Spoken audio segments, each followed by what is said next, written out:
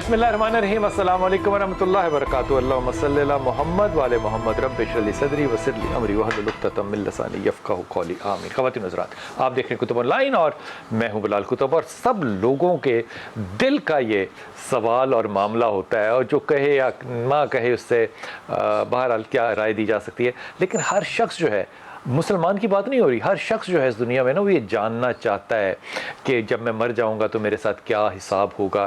اس لیے جو ذرا تھوڑے سے سہولت والے لوگ ہیں، میں سہولت والے لوگ جو ہے نا یہ ذرا طنز کر کے کہہ رہا ہوں، بنیادی طور پہ جن لوگوں کے پاس ما بعد الطبیعات یا فلسفے کا علم مذہب کے اندر کم ہوتا ہے، وہ اس بات کو یوں سمجھتے ہیں کہ جناب جو کچھ ہے وہ اس دنیا میں ہی ہے، یا اس سے آگے کی اگر چھلانگ کسی نے لگائی تو وہ یہ سمجھے گا کہ اچھا اپنے اعمال کے اوپر، جن کو وہ کرما کہتے ہیں، اپنے کرما پہ بیس جو ہے، وہ لوگ اسی طرح سے واپس آئیں گے جس طرح کے کرما ہوں گے۔ مثال کے طور پہ اگر برے کرم ہوں گے، کام ہوں گے، تو وہ کسی جانور کی صورت میں آ سکتے ہیں، اچھے ہوں گے تو کسی یوگی کی صورت میں آ سکتے ہیں۔ یہاں پہ اختلاف جو ہے وہ بنیادی طور پہ دو چیزوں میں ہے، ایک وہ مذہب جو کہ الہامی ہے، اور ایک وہ مذہب جو الہامی نہیں ہے۔ یہ میں کمپیریٹیو ریلیجن کی بالکل صحیح تفسیر آپ سے کر رہا ہوں۔ جو الہامی نہیں ہے ان دونوں کے اندر یہ اختلافات جو ہیں وہ نظریاتی طور پہ پائے جاتے ہیں۔ اس بات کو آج واضح کرنے کے لیے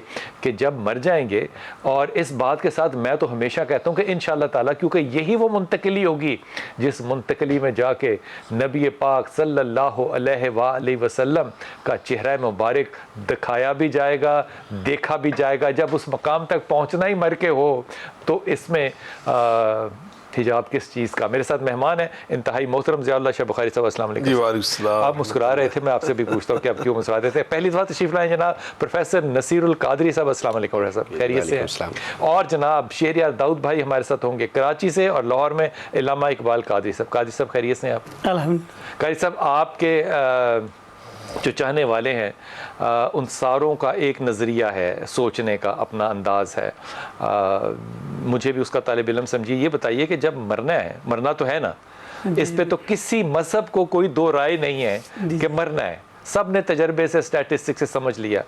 یہ مرنے کے بعد نظریاتی طور پہ مسلمان کیا سمجھتا ہے کہ جو ہی اس کی جان نکلتی ہے اس کے ساتھ کیا معاملات ہوں گے؟ سب سے پہلے تو آپ کا شکریہ کہ آپ نے اس کو کتب آن لائن میں ایک دفعہ پھر اشاعت دین کے لیے اور مرنے کی دعوت دی کہ اب کیا ہوگا مرنے کے بعد؟ مرنے کے بعد کیا ہوگا، یہ اس پہ دیگر علماء کی بھی بکس ہیں، لیکن میں نے بھی اس پہ لکھی ہے قبر کی زندگی۔ قبر کی زندگی؟ قبر کی زندگی کیسی ہوتی ہے، یہ اس پہ میری 250 صفحات پہ کتاب ہے۔ کسی نے اس پہ اعتراض نہیں کیا کہ آپ نے نام کیوں رکھا؟ بے شمار بکس میرے پیش نظر تھیں، اور چیپٹرز ایسے ہیں نا کہ جن میں یہ چیز ظہر من الشمس چڑھتے ہوئے سورج کی طرح واضح ہے کہ جب قبر میں بندہ رکھا جاتا ہے یہ تو اس کے ساتھ یہی کہ اس کو بٹھا دیا جاتا ہے۔ تاجدار کائنات صلی اللہ علیہ وسلم بخاری شریف کتاب الجنائز کے اندر، ترمذی، نسائی، ابن ماجہ، مستدرک حاکم، سوان دیگر کتب کے اندر یہ احادیث کثرت سے موجود ہیں کہ مردے کو بٹھا دیا جاتا ہے۔ فزیکلی بٹھا دیا جاتا ہے یا روحی طور پہ یا روحانی طور پہ، کس طرح سے؟ یہ تو حد و حال، جب اس کے اوپر ہم لفظی برزخ کا بولتے ہیں تو یہ حد و حال تو ذات باری تعالیٰ ہی بہتر جانتی ہے کہ اس کی۔ تو یہ جملہ کہنا درست ہوگا کہ قبر میں بٹھا دیا جاتا ہے؟ جی، جب حدیث کے اندر یہ لفظ آگے ہیں تو پھر بولے جا سکتے ہیں کہ قبر میں، طور پہ جو شخص مرے گا ہی جل کے یا مرے گا ہی پانی میں تو اس کو قبر ملے گی نہیں، جس کے نصیب میں ہی نہ ہوگی تو اس کو کیسے بٹھایا جائے گا؟ اس کے ساتھ اسی جیسے وہی اس کی قبر اور حشر ہے۔ لیکن یہ تو میری تفسیر ہے نا کہ اس کا سمندر، مثال کے طور پہ ایک آدمی کو سمندر میں موت آ گئی تو سمندر اس کی قبر ہوگی۔ جی جی بالکل ایسا ہی ہے۔ تو ہم لوگ سارے سمندر سے اپنا رزق نکال کے کھاتے ہیں، کشتیاں چلاتے ہیں، پھر بے حرمتی کے زمرے میں نہیں آئیں گے؟ نہیں، یہ تو ایک استعارتاً کائنات صلی اللہ علیہ وسلم نے ارشاد فرمایا نا کہ جو ڈوب کے۔ اچھا، میں اس بات پہ اعتراض کرنے کا حق رکھ سکتا ہوں؟ جی بالکل رکھ سکتے ہیں۔ نبی پاک کوئی بات استارے بھی نہیں کہتے، نبی جو کہتا ہے وہ عین ہوتا ہے۔ نہیں، وہ تو اس کے اندر کوئی شک نہیں۔ آپ کا جو سوال ہے کہ قبر کے اندر کیفیت ہوگی وہ کیسے ہوگی، تو مردے کو بٹھایا جاتا ہے، پھر منکر نکیر آتے ہیں اور پوچھتے ہیں کہ من ربو کا، ماں دینوں کا، من نبیوں کا۔ اور یہ جو کیفیت ہے کہ مرنے کے بعد دوبارہ جو زندگی قبر کے اندر دی جاتی ہے اس طرف اشارہ ہے، اور جو تینوں سوالوں کے جواب دے لیتا ہے حضور سید دو عالم صلی اللہ علیہ وسلم۔ بخاری شریف کی حدیث کے لفظ ہیں، جو میں نے سوالوں کا جواب دینا ہے وہ میں نے اپنے شعور کے ساتھ دینا ہے، ہوش و حواس میں دینا ہے. بالکل اس کے اندر شعور کے ساتھ ہی. اس کا مطلب اس مردے کو قبر میں جاتے اس بات کا علم ہوتا ہے کہ میں قبر میں ہوں. بالکل ایسے ہی ہے, بالکل ایسی, بلکہ حدیث مبارکہ ہے کہ کئی احادیث میں یہ بات ملتی ہے کہ عصر کا وقت ہوتا ہے جب مردہ جب قبر کے اندر اٹھتا ہے تو پھر فرشتے جب پوچھتے ہیں, پوچھنے کے بعد اگر وہ سوالات کے جواب دے لیتا ہے تو بائیں طرف سے کھڑکی کھولی جاتی ہے کہ اگر تو سوالوں کے جواب نہ دیتا تو تیرے لیے یہ جہنم تھی. پھر دائیں طرف سے کھڑکی کھولی جاتی ہے تو اس کو جنت کی نعمتیں, جنت کی آسائشیں. ایک حدیث ہے کہ 70 گز تک, ایک حدیث ہے کہ تا حد نگاہ جو ہے وہ اس کی قبر کشادہ کر دی جاتی ہے. تو وہ اس کے اندر پھر جو وہ ترمذی شریف کے حدیث کے لفظ ہیں کہ فرشتے یہ کہتے ہیں نم کا نومت العروس, ایسے سو جا جیسے پہلے روز کی دلہن سوتی ہے. تو بعض کیفیت میں نے عرض کیا, یاد کرانا کو مطلب مناسب سا کام تو نہیں ہے. عرض یہ ہے کہ قبر کی زندگی کے حوالے میں نے جو جمع کیے ہیں, جو میری تحقیق ہے, 15 قسم کے احوال میت کے ساتھ پیش آتے ہیں. مثلا یعنی ایک تو جسم بالکل ٹھیک رہتا ہے, بعضوں کی قبر 70 گز وسیع, بعضوں کی حد نگاہ وسیع, بعض جو ہیں ان کو یہ جو یہ روحانی طور پہ ہو رہا ہوتا ہے یا عملی طور پہ عملی طور پہ ہو رہا ہوتا ہے.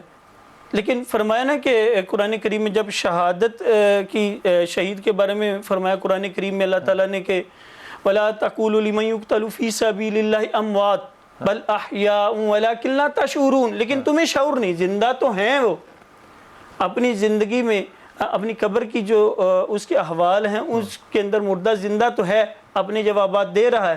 اور کہیں یہ آیا کہ جب تم مردے کو دفن کر چکو تو اس کے لیے خلوص نیت سے دعا کیا کرو کہ ینتظر, وہ منتظر ہوتا ہے. جب وہ مردہ چلا جاتا ہے تو اس کے ساتھ جو ہو رہا ہوتا ہے وہ عملی طور پہ ہو رہا ہوتا ہے یا روحانی طور پہ؟ اجازت دیں تو پروفیسر صاحب سے بھی رائے لے لیں. جی جی ضرور. پروفیسر صاحب یہ کس طرح سے ہو رہا ہوتا ہے؟ جی بہت شکریہ جناب. بالکل ایسے دونوں طریقوں سے. اچھا. امام راضی علیہ الرحمہ نے بھی یہی کہا, ابو الحسن خرقانی علیہ الرحمہ نے بھی یہ کہا, انسان اصل میں دو چیزوں کا مرکب ہے, ایک ہے ظاہر, ایک ہے باطن, اور ایک ہے اس کے ساتھ ظاہر سے آپ جسم مراد لے لیں اور باطن سے مراد اس کی روح لے لیں.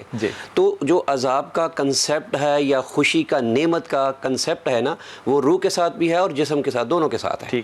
اسی لیے آپ صلی اللہ علیہ وسلم نے ارشاد فرمایا نا کہ جو ہی بندہ قبر میں چلا جاتا ہے تو بہت ساری ایسی چیزیں ہیں, بلکہ حضرت کعب رضی اللہ تعالیٰ سے حدیث پاک مروی ہے, آپ صلی اللہ علیہ وسلم نے فرمایا, حضور فرماتے ہیں جب بندہ قبر میں نیک اعمال لے کے داخل ہوتا ہے, اس کے سامنے روزہ بھی ہوتا ہے, اس کے سامنے نماز بھی ہوتی ہے, اس کے سامنے جہاد بھی ہوتا ہے, اس کے سامنے حج بھی ہوتا ہے, اس کے سامنے صدقات بھی ہوتے ہیں, حتیٰ کہ عذاب کے فرشتے داخل ہو جاتے ہیں. جو ہی اس کے پاؤں کی طرف آ کے کھڑے ہوتے ہیں تو نماز آگے آ کے کھڑی ہو جاتی ہے کہ بھائی پیچھے ہٹ جا, میں نماز ہوں, پاؤں کی طرف عذاب نہیں آنے دوں گی کیونکہ یہ کھڑا ہو کے میرے ساتھ نماز پڑھتا تھا. پھر حدیث پاک ہے یہاں تک کہ پھر وہ عذاب کے فرشتے اس کے سر یعنی منہ کی طرف آئیں گے تو روزہ اس کے مقابلے میں آ جاتا ہے اور کہتا ہے بھائی ادھر سے نہیں, یہ اللہ کی رضا کے لیے, اب منہ اللہ کی رضا کے لیے روزہ رکھتا تھا. پھر تیسری بات حدیث کے لفظ ہے کہ وہی عذاب کا فرشتہ جو ہے اس کے جسم کی طرف, اب جب جسم کی طرف آنے لگتا ہے تو پھر حج اور جہاد آگے کھڑا ہو جاتا ہے کہ بھائی نہیں اس نے اپنا. اس پہ پروفیسر صاحب کوئی شخص یہ تو نہیں کہہ سکتا کہ یہ ضعیف حدیثیں ہیں, یہ راوی کمزور ہیں, کیونکہ آپ نے جو بات کی ہے اس سے تو مطلب کو موت کا خوف چلا جائے گا نا. نہیں, موت کا خوف نہیں قبلہ, موت کا خوف اب دیکھیں نا, دوسری بات وہ بھی تو ہے نا, یہ موت ایسے نہیں ہے, یہ انتہائی اللہ تعالیٰ کی, اگر کسی کو موت بھی آ جائے تو یہ بھی اللہ تعالیٰ کی بہت نعمتوں میں سے ایک نعمت بھی ہے. کیوں کہ کل من علیہ فان, ہر چیز جب فنا کی عید میں چلی جاتی ہے تو کسی کو تبھی موت اگر آ بھی جاتی ہے تو یہ بھی حضور نے فرمایا اللہ کی نعمتوں میں سے تبھی نعمت بھی, موت بھی ایک بہت بڑی نعمت ہے. تو جو عذاب جو ہے وہ دونوں کے ساتھ ہے, روح کے ساتھ بھی اور اسی طرح, بلکہ حدیث پاک میں آتا ہے جب انسان, اب دیکھیں میں اور اس میں ایک بات کرنا چاہتا ہوں, جب تک انسان کے جس بندہ حیات ہے نا, اس کی لائف ہے, تو اس کے بدن کے اندر ہی اس کی روح موجود ہے, اور جب اس کے بدن سے روح نکل جاتی ہے وہ آزاد ہو جاتا ہے. اور بلکہ میں یہاں کہنا چاہوں گا سیدنا, بلکہ بہت 1965 کی بھی بات ہے جب ہندوستان نے حملہ کیا تھا ہمارے پاکستان پر, اور سارے بزرگوں نے کہا کہ ہم نے بہت اچھے انداز میں دیکھا کہ 3 دن ایسی شخصیات جن کو ڈیلی بیسس پہ حضور داتا گنج بخش علی حجویری رحمۃ اللہ علیہ کی بارگاہ میں حاضری ہوتی تھی, انہوں نے ان کو نہیں پایا.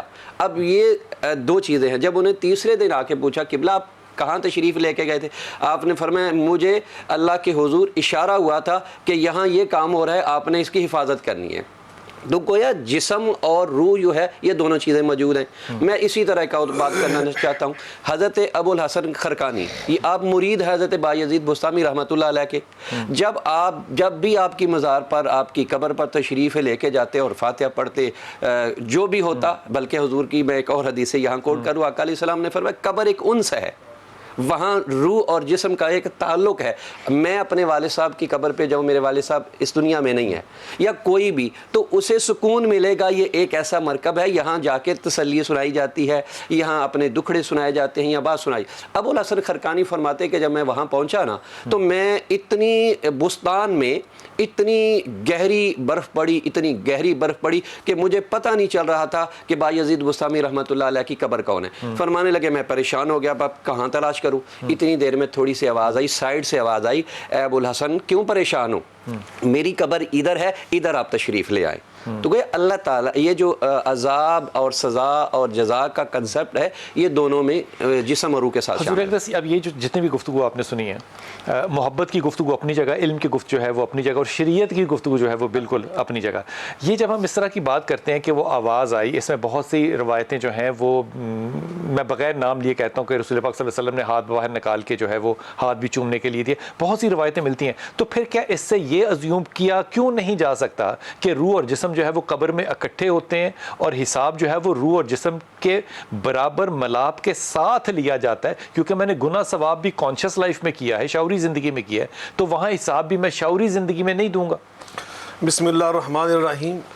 بلا شبہ جو ہم قبر کی باتیں کر رہے ہیں اس کا تعلق ایمان بالغیب کے ساتھ ہے, اور ایمان بالغیب مومن کی پہلی نشانی ہے. الذین یؤمنون بالغیب ویقیمون الصلاۃ, اور نہ ہو تو وہ مومن ہے ہی نہیں, مسلمان بھی نہیں ہے, بلکہ یقیناً ختم ہوگی بات. اور ایمان بالغیب کے جو معاملات ہیں امور غیبیہ, یہ صرف وحی کے ذریعے رسول کو بتایا کہ صلی اللہ علیہ وسلم, نبی پاک صلی اللہ علیہ وسلم کی وساطت سے ہمیں معلوم ہو سکتے ہیں. جو آپ نے بتا دیا اس پہ ہمیں ٹھہرنا ہوگا, اس سے آگے اور کوئی ذریعہ نہیں. لا تقدموا بین یدی اللہ ورسولہ, بس اللہ رسول سے ہم آگے نہیں بڑھ سکتے. اور وہی کتاب اللہ کا نام ہے, حدیث نبوی کا نام ہے.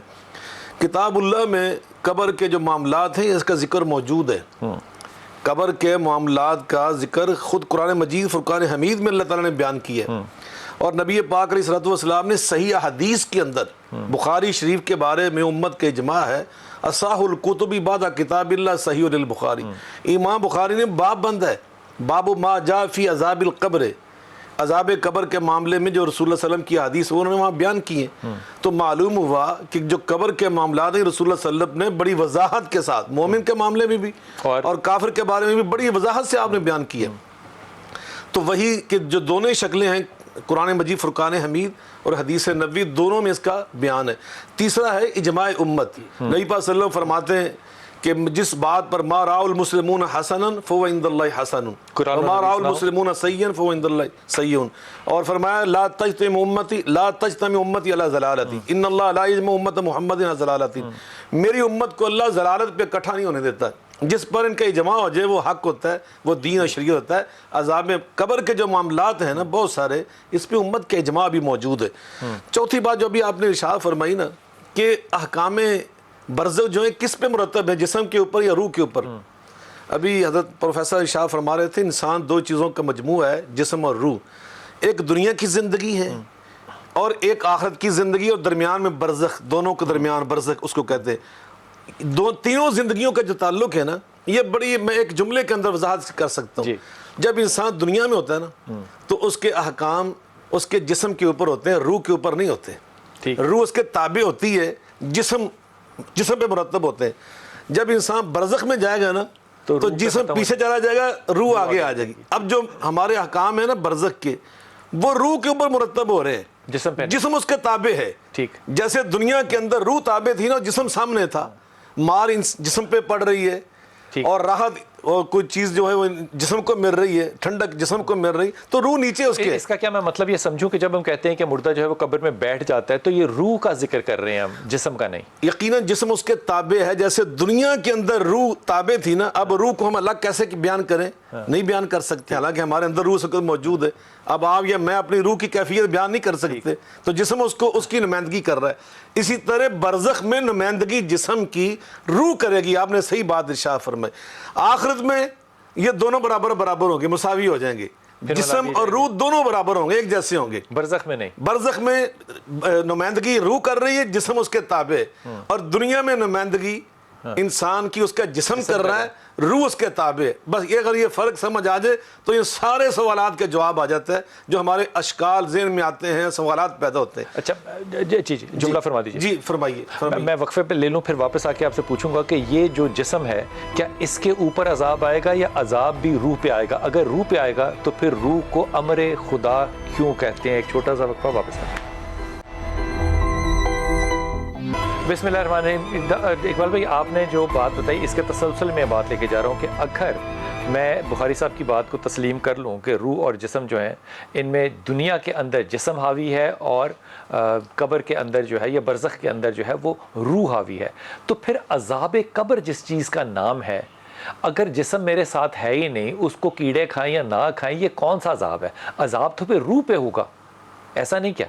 نہیں, دونوں بڑی پیاری علامہ غلام رسول سعیدی علیہ رحمہ ماضی قریب کے محدث ہیں, نے بڑا پیارا اس کو نعمت الباری کے اندر بیان کیا, مثال کے ذریعے سمجھایا کہ روح اور جسم دونوں کو عذاب ہوتا ہے. دونوں کا عذاب ہوتا ہے. انہوں نے کیسے ایک بڑی پیاری مثال دے کہ جو محدثین جو اسلاف میں سے, انہوں نے ایک بڑی پیاری اگزامپل دی کہ وہ ایسے ہے کہ جیسے ایک باغ ہو اور باغ کے قریب ایک نبینہ بیٹھا ہو, تو امرودوں کا باغ ہو اور وہ اس کو لینے سے بالکل قاصر ہے, جو نبینہ ہے کہ وہ امرودوں کو اتارے, تو ایک دوسرا آ جاتا ہے اپاہج, وہ وہاں چلتے چلتے آتا ہے کہ بھئی تم کھڑے ہو, میرا بھی دل امرود کھانے کو کرتا ہے, تمہاری کیا رائے ہے؟ وہ کہتا ہے کہ ٹھیک ہے, میں تو دیکھ نہیں سکتا, تم میرے کندھوں میں سوار ہو جاؤ. اور وہ دونوں جائیں گے, اور آنکھ میں مرود لگے ہیں اور اندھا اور جو اپاہج ہے وہ لے کے جائے. اس کی مثال قبر کے ساتھ نہیں جڑتی. آپ نے سوچنا ہے. میں شہریار داؤد بھائی کو شامل کر لوں ابھی.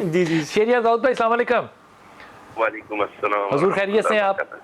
الحمدللہ رب العالمین. حضور میرا تو یہ یقین ہے شہریار داؤد بھائی کہ جنت کے اندر جب ہم لوگ سب بیٹھے ہوں گے تو ہم نے یہی گفتگو کر رہے ہونے اور دنیا کے معاملات کو یاد کر رہے ہونے اور اپنی اولاد کو اپنے ساتھ اوپر کے اعلیٰ ترین درجوں کے اندر بلانا بھی ہے. یہ بھی حدیث ہے, آپ کو ابھی ہدیہ کروں گا. حضور یہ قبر کا جو معاملہ ہے یہ سمجھ میں نہیں آ رہا ابھی تک. یہ قبر میں لیٹے, پتھر رکھے, مٹی ڈالی, چلے گئے, اب وہاں پہ حکم آ گیا کہ وہاں پہ بیٹھو, کتنی دیر بیٹھو؟ جتنی دیر ایک اونٹ کو ذبح کر کے گوشت کاٹنا ہے. یہ کیوں ہے ایسا؟ بسم اللہ الرحمن الرحیم. اللہم صلی وسلم وبارک علی سیدنا مولانا محمد وعلی آلہ وصحبہ وسلم. میرے نبی صلی اللہ علیہ وسلم نے, یہ صحیح مسلم شریف کی حدیث مبارکہ عرض کر رہا ہوں, میرے نبی علیہ السلام نے ارشاد فرمایا, اے لوگو اگر مجھے یہ خوف نہ ہوتا کہ تم لوگ اپنے مردوں کو دفنانا بند کر دو گے, تو میں اللہ سے دعا کرتا تھا, یا اللہ جو مجھے مردوں کی آوازیں مجھے سنائی دیتی ہے تو ان لوگوں کو بھی سنا دے.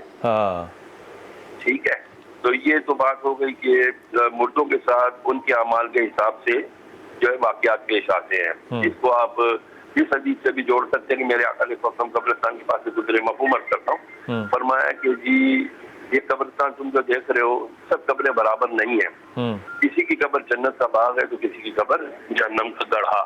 ٹھیک ہے, اب رہی یہ بات کہ کتنی دیر کیوں بٹھائے بیٹھنے کا حکم فرمایا گیا ہے, تاکہ اتنی دیر ہم بیٹھ کر اس قبر والے کے بارے میں خیال کریں, سوچیں, تفکر کریں کہ یار ہمارے درمیان موجود تھا یہ کچھ عرصے پہلے تک, لیکن آج یہ ہمیں چھوڑ کر کے قبر میں چلا گیا.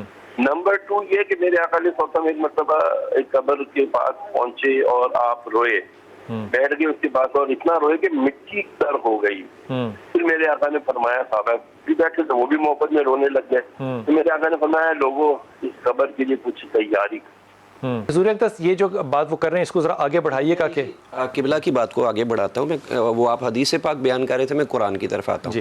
اللہ کریم نے فرعون اور آل فرعون کا ذکر کیا اور قرآن واضح لفظ میں کہتا ہے النار یعرضون علیہا غدوا وعشیا, کہ ان کے سامنے صبح و شام جو ہے وہ آگ پیش کی جاتی ہے. کیا روح کے سامنے پیش کی جاتی ہے یا جسم کے سامنے پیش کی جاتی ہے؟ دونوں کو سامنے پیش کی جاتی ہے. آگے جا کے قرآن کی آگے جا کے ارشاد فرمایا یہ تو قبر کی کیفیت.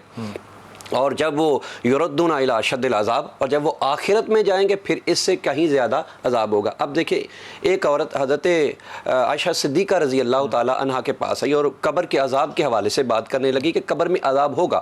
آپ صلی اللہ علیہ وسلم حضور کی بارگاہ میں حضرت ام المومنین عائشہ صدیقہ رضی اللہ تعالی عنہا آئی اور کہا یا رسول اللہ میں نے یہ سنا، کیا ایسا ہے؟ آپ صلی اللہ علیہ وسلم نے فرمایا ہاں عائشہ ایسا ہے، قبر میں عذاب ہوگا۔ اس کے بعد حضرت ام المومنین عائشہ صدیقہ رضی اللہ تعالیٰ عنہ فرماتی ہیں میں نے جب بھی دیکھا حضور ہر نماز میں یہ کہتے تھے اللہم انی اعوذ بک من عذاب القبر، یا اللہ مجھے جو ہے قبر کے عذاب سے بچا۔ اس کا مطلب یہ ہے یہ قبلہ یہ چیز بالکل ہے۔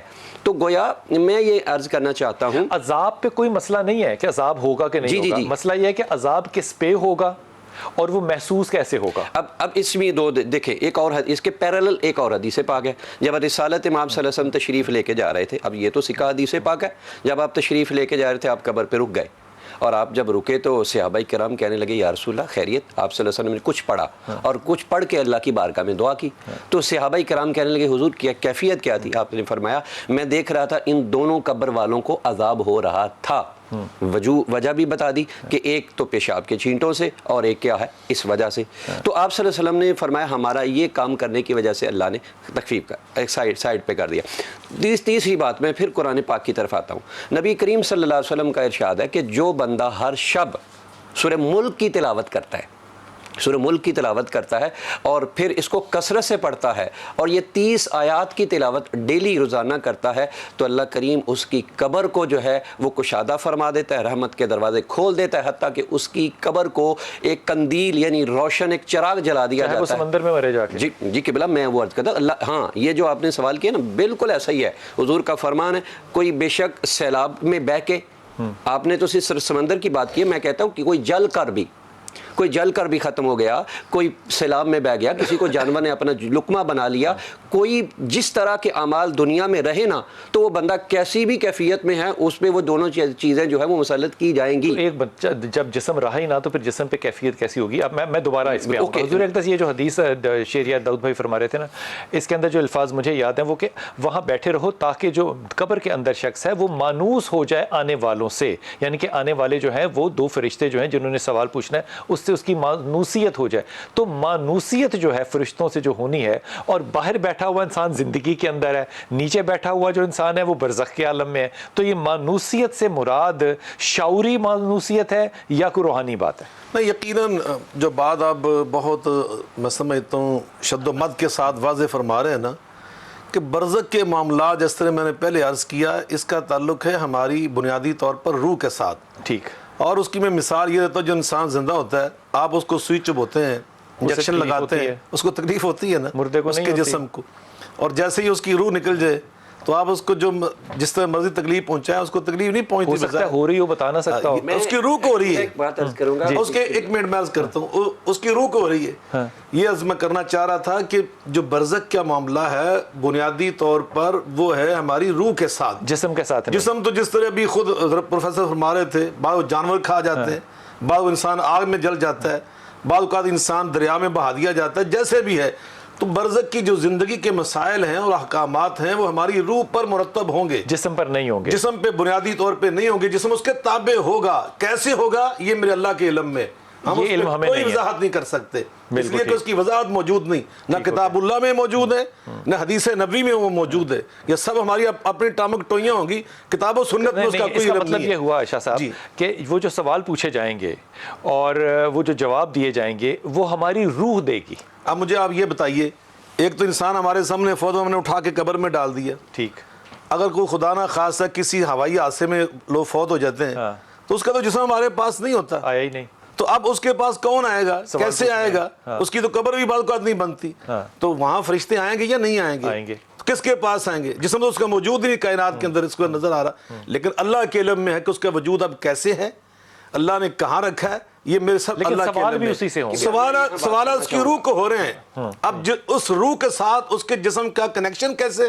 یہ ہمیں نہیں جسم پتا. کہاں پہ ہے یہ آپ نے بڑی یہ اللہ کے علم میں ہے, اس میں کوئی دوسری بات نہیں. یہی جو ہندوازم کا مذہبی کنسیپٹ ہے, وہ جیسے کہتے ہیں کہ جی ہم بندہ اس دنیا سے چلا گیا, اس کی راکھ, اس کی لاش کو, ڈیڈ باڈی کو جلا دیا گیا اور گنگا میں اس کو بہا دیا گیا, کون ہے ان کے ذرات کو جمع کرے گا, ٹھیک ہے, کون ذرا. تو اللہ کریم نے, قرآن کریم نے واضح طور پر فرمایا وہی اللہ ہے جو دوبارہ پھر اس کو زندہ فرمائے گا. میں عرض یہ کرنا چاہتا ہوں, آپ فرما رہے ہیں کہ اللہ تعالیٰ ان کو جو کہ حادثات میں مر جاتے ہیں, سمندر میں مر جاتے ہیں, یہ چبائے جاتے ہیں, اللہ ان کے ذرات کو بالکل اسی طرح جس طرح بخاری شریف میں اس آدمی کی حدیث ہے جس نے کہا تھا میری خاک کو اڑا دینا, اس طرح اکٹھا کرے گا, جسم بنائے گا اور پھر حساب ہوگا. میں آپ کو ایک قبلہ اور اس سے کہیں آگے جا کے میں دونوں کی چیز بتا, آپ کہیں گے کیا مووی کی اس طرف چلے گا, چلے میں لے جاتا ہوں, ماڈرن کیفیت ہے. کیا ہندوستانی ایک ایسی, حالانکہ وہ جو کہتے ہیں کون ذروں کو اکٹھا کرے گا, کیا ہندوستان نے ایک مووی نہیں بنائی, ایک کار, وہ کار والی فلم جو ہے وہ جناب اس کی آنکھیں بھی اتر گئی, بازو بھی اتر گئے, ٹائر بھی اتر گیا, اور یکدم سب کچھ ختم ہونے کے بعد فوراً وہ چیز صحیح ہو گئی. اس سے یہ پتا چلا اگر تمہارے یہ کمپیوٹر کا یہ سسٹم ہے, تمہارے اللہ بھی کر سکتا ہے, اللہ تعالیٰ پھر اسی طرح غیر مسلم جو دوسری بات یہ ہے کہ پھر کہ جو قرآن پاک یہ آیت مبارکہ ہے ان ربہم یرزقون, کیا وہ رزق جو ہے وہ روح کو کھلایا جائے گا؟ اس آیت کا کیا مطلب ہوگا, ان ربہم یرزقون؟ اچھا, یہ آپ نے نا بڑا خوبصورت نقطہ مجھے یہ بتائیں پھر وہ رزق روح کو کھلایا جائے گا؟ آپ مجھ سے پوچھ رہے ہیں, یہ آ کے میں نے آپ سے پوچھنا ہے. سر میں تو پھر وہی کہہ رہا ہوں نا, یہ جو رزق پہنچتا ہے شہید والی آیت میں بڑی ہے, وہ زندہ ہے. اللہ تعالیٰ فرماتا ہے بل احیاء, بلکہ وہ زندہ ہے. اس کا مطلب کیا ہوگا ان ربہم یرزقون؟ تمہیں شعور نہیں, کون سا ہے وہ روحانی رزق ہوگا. اچھا, اب وقفے جاؤں گا نا, واپس آ کے بخاری صاحب سے آپ دونوں نے سوال کرنا ہے کہ جناب علی, اگر معاملہ روح کا ہے اور جسم کا نہیں ہے, اور روح ڈومیننٹ ہے, جسم ڈومیننٹ نہیں ہے, تو پھر وہ رزق جو ہے وہ روح کا ہے. اگر روح کا ہے تو روح کا رزق کیا ہوگا؟ وقفہ لیجیے, واپس آتے ہیں. بسم اللہ الرحمن الرحیم. قاضی صاحب, آپ نے اب یہ نہیں مجھے کہنا کہ رزق جو ہے وہ ایمان بھی ہے, رزق جو ہے وہ فلاں چیز بھی ہے, رزق صرف کھانا ہی تھوڑی ہے, تو وہ رزق جو پہنچ رہا ہے وہ صرف روٹی پانی نہیں ہے, وہ اور نعمتیں ہیں جو کہ اللہ کی رزق پہنچتی ہے. یہ جب اللہ رزق دے رہا ہے تو یہ جسم کو دے رہا ہے, روح کو دے رہا ہے؟ دونوں کو ہم تو اس بات کے قائل ہیں. میں نے تو عرض کیا کس دلیل پہ قائل ہیں؟ یہی کہ یہ جو پہلے آئے کریمہ پروفیسر صاحب نے پڑھی کہ وہ یرزقون, ان کو رزق دیا جاتا ہے.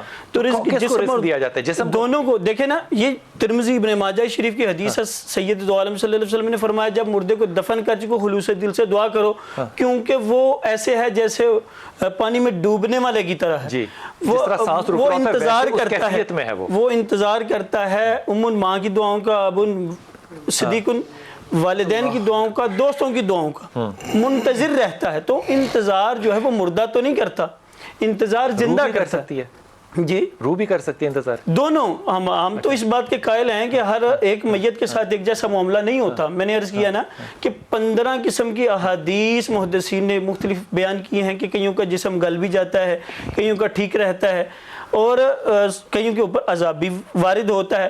اور علامہ ابن حجر اسقلانی علیہ رحمہ نے بخاری شریف کی شرح کرتے ہوئے یہ جو حدیث ہے کلام اور بڑی دلچسپ, بڑا پیارا عنوان باندھا ہے امام بخاری علیہ رحمہ نے, کلام المیت علی الجنازہ. کلام المیت علی الجنازہ, یہ بڑی پیاری امام علی کی حدیث مجھے کال یاد آ گیا, خطبہ سید دو عالم صلی اللہ علیہ وسلم نے فرمایا کہ جب مردہ فوت ہو جاتا, جب اس کو نہلایا جاتا ہے تو یہ گفتگو کرتا ہے. اگر تو وہ نیک ہو تو کہتا ہے جلدی جلدی مجھے لے جاؤ, میں منکر نکیر کے سوالات دے کے اپنے مقام کو پہنچو اور جنت کی عظیم نعمتیں پاؤں. اگر وہ بد ہو تو کہتا ہے ہاں مجھے نہ لے جانا. مجھے لگتا ہے کہ آپ نے آج یہ بڑا واضح کر دیا کہ آپ کو صرف تنہا بلانا چاہیے, کیونکہ باقی مہمان جو ہیں وہ خاموشی سے بیٹھے دوسرا جمعہ کا سنیں, اور کوئی بات تو تیسری کتاب کا حوالہ دے رہے ہیں آپ مجھے. ابن حجر اسقلانی علیہ رحمہ فرماتے ہیں کہ گویا یہ روح کہتی ہے کہ جسم, دیکھیں نا کہ وہ اپنے نہلانے والوں کو, حدیثیں ہیں کہ وہ اپنے نہلانے والوں کو بھی جانتا ہے. مردہ جو ہے جب قبر میں رکھا جاتا ہے تو روح الجسد اور جسد الروح, اس کے جسم. میں واپس آتا ہوں, بس ایک بیچ میں سوال جو ہے نا وہ پوچھ لوں کہ حضور اقدس بہت سے جسم جو ہے نا وہ ان گناہگار آنکھوں نے دیکھے ہیں, اور بہت سے جسموں کو قبر میں سے نکالنے کے بعد دیکھا ہے, بہت سے کو جانے سے پہلے دیکھا ہے کہ جو ان کے اوپر کیفیت ہونی چاہیے تھی وقت کی, وہ وقت ان پہ رکا ہوتا ہے. میں نے شہداء کو دیکھا ہے, اور सैकड़ों को देखा है, और उन लोगों को देखा है जिनके जिस्म से खून जो है बल्कि कीड़े निकल आने चाहिए थी, माज़अल्लाह ये मैं मिसाल के तौर पे कह रहा हूँ, उनके जिस्म से ताज़ा खून निकल रहा था। लेकिन हज़रत हुज़ैफ़ा यमानी का अगर आप याद करें तो उनकी तस्वीरें तो आज मौजूद हैं और उनकी आँख के अंदर पुतली भी मौजूद है। तो फिर ये कौन सी कब्र है जो कि जिस्म के ऊपर कोई इज़ाब लेकर ही नहीं आ रही? अज़ाब तो अब रूह की बात होगी ना, ख़त्म होगी ना, अब तो जिस्म मौजूद है और वो 1400 साल से कुछ हो ही नहीं रहा उसको, और उसको 25 तोपों की सलामी भी मिली थी। मजीद मैं आपको अर्ज करूं, ये बात आपकी बिल्कुल दुरुस्त है, और 25 तोपों की गवर्नमेंट ने सलामी सरकारी तौर पे दोबारा दफनाया, सरकारी तौर पे तो दफना दी। इतने जो गैर मुस्लिम हैं वो आपकी आंखें देख के मुसलमान हो गए थे। देखिए कुरान पाक की ये जो बात है ना, मन अमिला सालिहम मिन ज़करिन औ उन्सा, नेक अमल करने वाला, ये देखें आज भी जितना कैफियत ये मट्टी को ये कीड़ों को हुक्म होता है कि नहीं जाना?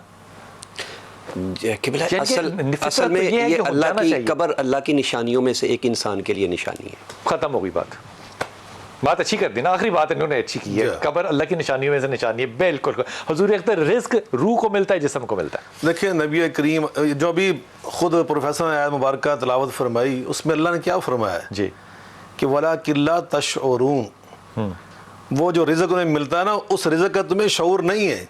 हाँ, अगर ये रिज़्क़ जो हमारे सामने पड़ा, हमें तो इसका शऊर है, हमें पता है इसका ज़ायका क्या है, और ये क्या करता है जिस्म के साथ, कैसी तकवीत, कौन से विटामिन है, कौन से कैल्शियम है। लेकिन शाह जी अगर तो अल्लाह चाहे तो वहाँ नवाले बना के भी खिला सकता है, अल्लाह चाहे तो। देखिए ये तो मसला मैंने पहले वाज़ेह किया, नबी पाक ने इसलिए फरमाया इन्नमल क़ब्रु रौज़तुम मिन रियाज़िल जन्नह, या तो ये जो कब्र का मामला बरज़ख का, ये जन्नत के बगीचों में से एक बगीचा है, औ हुफ़रतुम मिन हुफ़रिन नार, यह जहन्नम के गढ़ों में से गड़ा है। मोमिन की कब्र जन्नत के बगीचों में से एक बगीचा है, और मुनाफिक और काफिर और मुशरिक की कब्र जो है वो जहन्नम के गढ़ों में से एक गड़ा है। तो यकीनन अल्लाह ताला अपने नेक बंदों को, अंबिया अलैहिमुस्सलाम, शुहदा और जो अल्लाह के सालिहीन और नेक बंदे भी जो बात कर रहे थे हुज़ैफ़ा रज़ी अल्लाह ताला अन्हु की, तो यकीनन ये तो अल्लाह ताला हमें अला इन्ना औलिया अल्लाह ला खौफ़ुन वलम यहज़नून, उनके जो मामलात हैं वो आम इंसानों जैसे दुनिया में नहीं है, जैसे आखिरत में नहीं होंगे। तो बरज़ख़ की ज़िंदगी है ना, वहाँ भी अल्लाह वाले जो हैं वो सबसे आगे हैं, वो अल्लाह है, वो अल्लाह के मुकर्रब है। मैं आपकी बात से तखमीना लगा रहा हूँ, मुझे बताइएगा कि अगर मैं तखमीना सही लगा रहा हूँ। मुझे लगता है कि एक्चुअली जो मामलात अल्लाह ने जितने बताए हैं, ये नबी पाक सल्लल्लाहु अलैहि वसल्लम ने जितने बताए, हमें ये कहने में कोई कबाहत नहीं होनी चाहिए कि हम कहें कि हमें सिर्फ यहाँ तक पता है। बिल्कुल यही हमें आगे कयास जो है ना वो हमें नहीं करना, क्योंकि हमें नहीं पता। ये जो मैं अगली बात कर रहा हूँ ये मेरा गुमान है। बहुत खूबसूरत बात की इमाम मालिक रहमतुल्लाह अलैह ने उमूर गैबिया के बारे में पता क्या फरमाया?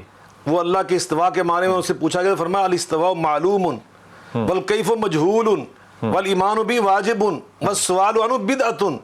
अल्लाह का अर्श पे मुस्तवी होना ये तो कुरान ने हमें बता दिया, कैफियत क्या है ये नहीं बताई। हाँ, ये हमें नहीं मालूम, हमें बस अल्लाह के मुस्तवी होने पर ईमान रखना चाहिए, कैफियत पे बात नहीं करनी चाहिए, और इस मामले में सवालात उठाना फरमाया ये ईमान वालों की निशानी नहीं है, ठीक हो यानी बिदअत की निशानियों में से। ठीक हो गया। हुजूर अक़बर इकबाल भाई ये बताइए कि एक मुर्दा जो है उस पर आमतौर पर रोका जाता है कि लोग ना रोएं, उस मुर्दे के ऊपर ये भारी पड़ता है, ये बात सही है गलत है? ये बिल्कुल हदीस है कि सैयद दो आलम सल्लल्लाहु अलैहि वसल्लम ने औरतों को नोहा करते देखा, रोने से तो नहीं कि रोना सुन्नत है।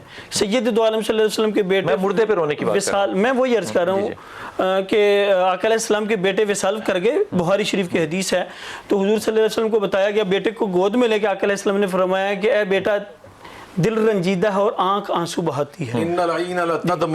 आंसू बहाना तो सुन्नत है, आगे जो है ना नोहा करना, पीटना, उससे अजाब होता है मैयत मुर्दे को होता है। अब आपके सामने एक रिवायत अगर आप इजाजत दे तो रख दूं, और ये रिवायत जो है सैयदा अम्मा आयशा से, हजरत अब्दुल्ला जो है हजरत उमर खत्ताब के साहबजादे, अब वो मुहद्दिस हैं, मैं कमाल मोहब्बत करता हूँ उनसे, यकीन करें कमाल मोहब्बत करता हूँ मैं। इस वक्त मैं लफ्ज नहीं बयान कर सक रहा। सुभान अल्लाह।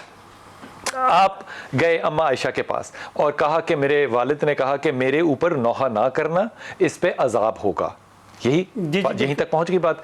अब अम्मा आयशा आगे क्या कह रही हैं? कह रही हैं हजरत उमर खत्ताब जैसा कोई आलम है। जी बिल्कुल, जरा रुक के जरा देखिए, अब अम्मा आयशा जैसा कोई उस्ताद है। अब जब कहती है ना कि मैं कुर्बान जाऊं इन हस्तियों के, محبت اپنی جگہ، ان کا علم جو ہے نا، خدا کی قسم یہ نہ ہستیاں ہوتی نا تو آج آپ تک نا رسول کا علم نہ پہنچا ہوتا. وہ کہتی ہیں اللہ کے رسول کی یہ جو بات نبی عمر بتا رہے ہیں ان کو غلط فہمی ہوئی ہے. قرآن میں لکھا ہے کہ کوئی نفس دوسرے نفس کا بوجھ نہیں اٹھا سکتا، اس لیے کسی کا بوجھ جو ہے وہ مردے پہ نہیں ہوتا. یہ بات انہوں نے کہی تھی قبر پہ ان بین کرنے والی عورتوں کے جو کہ غیر مسلمان تھے. جی جی.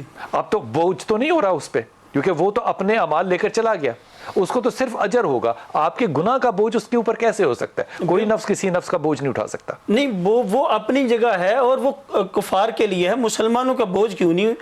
واضح طور پہ حدیث ہے، تاجدار کائنات صلی اللہ علیہ وسلم نے ارشاد یعنی کہ میں فرمایا، مردے کو مرنے کے بعد بھی نہ چھوڑوں. عرض یہ ہے کہ تاجدار کائنات صلی اللہ علیہ وسلم نے فرمایا قیامت کا دن ہوگا اور ایک بندے کی صرف ایک نیکی کم ہوگی تو وہ ماں بہن سب سے مانگتا پھرے گا، کوئی نہیں دے گا. اور ایک شخص کے پاس صرف ایک نیکی ہوگی، وہ ذہن کیا فیصلہ دونوں کا ہو چکا ہوگا. میں نے جو ہے نا بچنا تو ہے کوئی نہیں، میرے پاس ایک نیکی ہے، وہ ایک نیکی دے دے گا، وہ بچ جائے گا، تو پھر کام آیا نا. وہ قبر کا معاملہ تھوڑی ہے، وہ تو ہم اپنے جسم اور روح کے ساتھ ہیں نا اللہ کے سامنے. فرما دے گا کہ اس نے اس کے ساتھ صلہ رحمی کی. اقبال بھائی وہ تو حشر کا معاملہ ہے. جی جی. اس میں تو ماں باپ کی دعا بھی قبول ہونی ہے کہ وہ ماں اپنے باپ اپنی اولاد کے لیے دعا کریں گے اور اللہ ان کو لے کر آئے گا.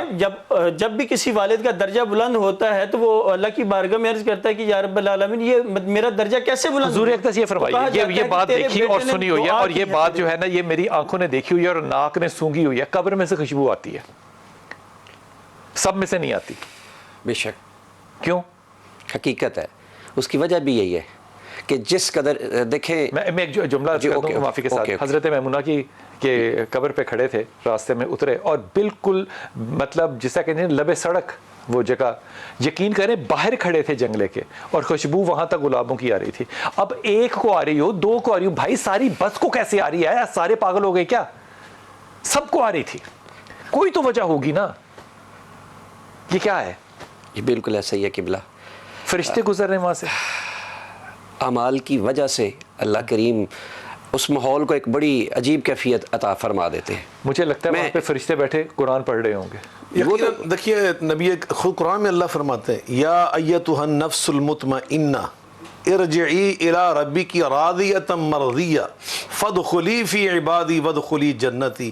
جو اللہ کے خاص بندے ہوتے ہیں نا، جن کا دل اللہ پر اطمینان سے بھرا ہوتا ہے، جب وہ دنیا سے جاتے ہیں تو اس پروٹوکول اور شان و شوکت کے ساتھ جاتے ہیں کہ اللہ خود فرما رہے ہیں راضیتاً، وہ اللہ سے راضی ہوتے ہیں، اللہ سے خوش ہوتا ہے، اور اللہ ان سے راضی ہوتا ہے، وہ اللہ ان سے راضی ہوتا ہے، تو اللہ ان سے فرما رہا ہوتا ہے خود اللہ ہو کر فادخلی فی عبادی، میرے نیک صالح مقرب بندوں کے ساتھ کھڑے ہو جو، وادخلی جنتی، اور میری جنت میں داخل ہو جو. تو یقیناً جیسے نبی پاک نے فرمایا یہ جو قبر ہے، ہم قبر کی چونکہ بات کر رہے ہیں، یہ بھی جنت کے باغیچوں میں سے ایک باغیچہ ہے. صحیح حدیث میں نبی پاک صلی اللہ علیہ وسلم فرماتے ہیں جب مومن کو بٹھایا جاتا ہے نا، وہ اٹھ کے کہتا ہے نا شاہد، وہ کہتا ہے کہ گواہی دیتا ہے اللہ الہ الا اللہ وان محمد الرسول اللہ، تو اس وقت اس کے لیے جنت کا دروازہ کھول دیا جاتا ہے اور فرمایا جاتا ہے ہاذا ما قد. جو جنت میں چلا جائے اللہ کو بھی اس کو نکالتا ہے جنت میں جانے کے بعد. نہیں وہاں سے تو کوئی، اس کا مطلب جو جنت ریاض الجنہ میں 2 نفل پڑھ رہا ہے وہ جنت میں جائے گا انشاءاللہ. یقیناً نبی پاک اچھا گمان رکھتے ہیں. بہت ممنون، بہت ممنون اقبال بھائی. آپ نے آئندہ باقی لوگوں کو موقع دینا، وقت بالکل ختم ہو گیا. بڑی معافی کے ساتھ یہ بات سوچتے ہوئے اللہ سے دعا کیجیے گا کہ حضرت عمر خطاب اپنے بیٹے کو جو وصیت کر رہے ہیں اس میں کیا کہہ رہے ہیں کہ مجھے جلدی لے کے چلنا، اگر میں بوجھ والا ہوں یعنی کہ میں معاذ اللہ گناہ گار ہوں تو تمہارے کندھوں پہ میرا بوجھ کیوں ہوں، اور اگر میں اللہ کے ہاں قبول ہونے والوں میں سے ہوں تو تم میرے اور اللہ کے درمیان حائل مت ہونا.